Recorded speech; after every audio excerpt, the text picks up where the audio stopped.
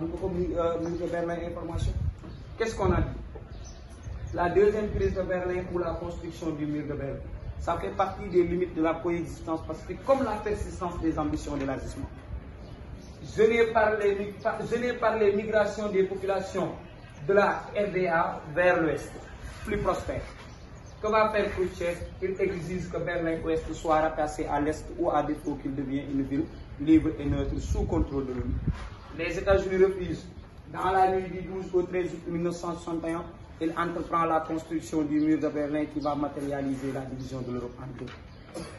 Maintenant, l'autre crise, d'après l'exercice, on nous demande d'identifier et analyser la dernière crise de la période considérée.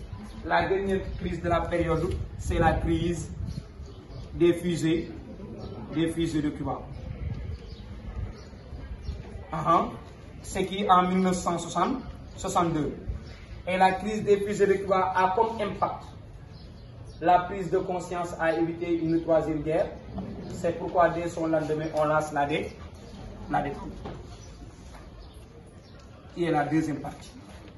Dit, c'est le progrès. Après, je vais vous laisser prendre et on va continuer. Si vous prenez la crise des fusées de Cuba, jusqu'en 1900, les Américains, avec l'appui des pro-anticastristes, voulaient organiser le débarquement manqué de la baie des Cochons. Que va faire Fidel Castro? Il alla chercher l'aide de l'URSS. Moscou en profite pour installer ses rampes de missiles en direction des États-Unis. Le 16 octobre 1962, il y a un avion espion qui a averti John Fitzgerald Kennedy de ses rampes de missiles. Que va faire Kennedy le 22? Il va effectuer un blocus maintenant pour faire retourner tout bateau qui transporterait maintenant des armes au sein de l'île de Cuba. Quelle est la réaction? Maintenant, le 28 octobre 1962, il y a échange entre qui? John Fitzgerald Kennedy et Nikita Khrouchtchev. L'échange maintenant, Kennedy avait demandé à l'URSS de démanteler ses rampes de missiles. Pour l'URSS, c'est possible, mais si les États-Unis leur promettent de ne plus toucher l'île de Cuba. Ainsi, on peut dire que le monde qui était au bord d'une troisième guerre mondiale, maintenant, ne l'est plus. Pourquoi? Parce que c'est la raison qui l'a remporté au profit de l'épreuve de force, moyennant que les deux grands sont conscients du danger. Danger boobu ñuy daw mooy waral ngay dugg ci beneen événement appelé la détente. Boo xoolee la coexistence pacifique jàmm la paix, mais paix bi dafa am lu ko yàq mooy tension yi. Léegi bi ñu jugee ci tension yi dañ ne dañoo war a yeewu parce que crise des fusées de Cuba c'est là-bas où le monde a failli plonger sur une troisième guerre mondiale. Dañ ne c'est la crise la plus importante de l'histoire diplomatique de l'après-guerre. C'est pourquoi en 1962 les deux grands s'apprêtent à mettre, c'est-à-dire un autre dégel, et ce dégel est appelé la détente. La détente à la de 1962 à 1961. Suivez bien.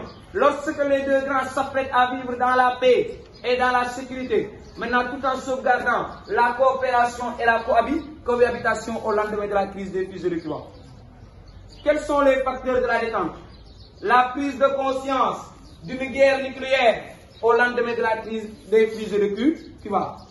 La cherté de la guerre froide et la parité nucléaire à partir de 1971. Ici, le professeur peut vous mettre la fissuration des blocs. Pourquoi? À l'Est, on a le retard technologique et économique de l'URSS, accompagné de la rupture sino-soviétique en 1958. Période bobu, da ngay xol bu ngeen defee troisième leçon bi day correspondre avec le grand bond en avant. Lorsque la Chine voulait augmenter la production agricole, doubler la production d'acier, répandre les industries dans les campagnes afin de réduire l'exode rural et la famine. C'est l'URSS qui avait soutenu la Chine pour développer le grand bond en avant. Mais lorsqu'il y a la rupture sino-soviétique, Khrouchtchev maintenant a retiré ses techniciens et le grand bond en avant s'est soldé par un échec. Quand 58, nous avons une rupture sino-soviétique qui va déboucher sur une guerre à partir de 1969 entre les deux pays. À l'ouest, il y a la guerre économico-financière entre l'Union européenne et les États-Unis. À l'ouest, il y a ce qu'on appelle le retrait de la France de l'OTAN en 1966. À l'ouest, il y a la montée de l'anti-américanisme en Amérique latine. On manifeste en 1963 par l'installation d'un téléphone rouge qui va assurer la communication permanente entre Kremlin et Maison Blanche.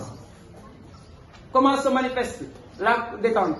La détente se manifeste entre 1963 et 1968 par la conférence sur la non-prolifération des armes atomiques.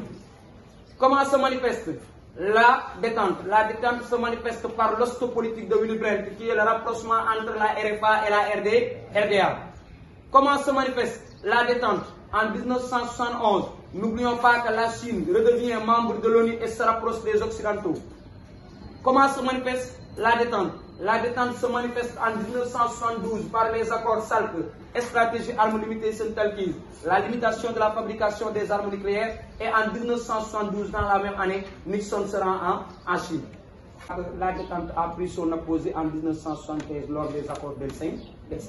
Léegi nag nga doog a am limite mooy la guerre de Vietnam qui place les États-Unis en parfaite opposition avec l'URSS, n'est-ce pas? En Inde, on a l'URSS qui soutient l'Union indienne qui remporte d'éclatantes victoires en partir de 1971 avec la création de Bangladesh. Au Proche-Orient, on aura quoi? Au Proche-Orient, on aura deux guerres. La guerre des 6 jours qui a eu lieu du 5 au 10, n'est-ce pas, juin 1967, et la guerre de Yom Kippour, c'est du 6 au 24 octobre 1967. Voilà ce qui marque la fin de la détente. Et vers les années 70, la guerre fraîche repasse sur la détente. Loolu moo leen di xaar sur les deux parties de la leçon. Je ne sais pas si vous me suivez. Et après, après je vais continuer.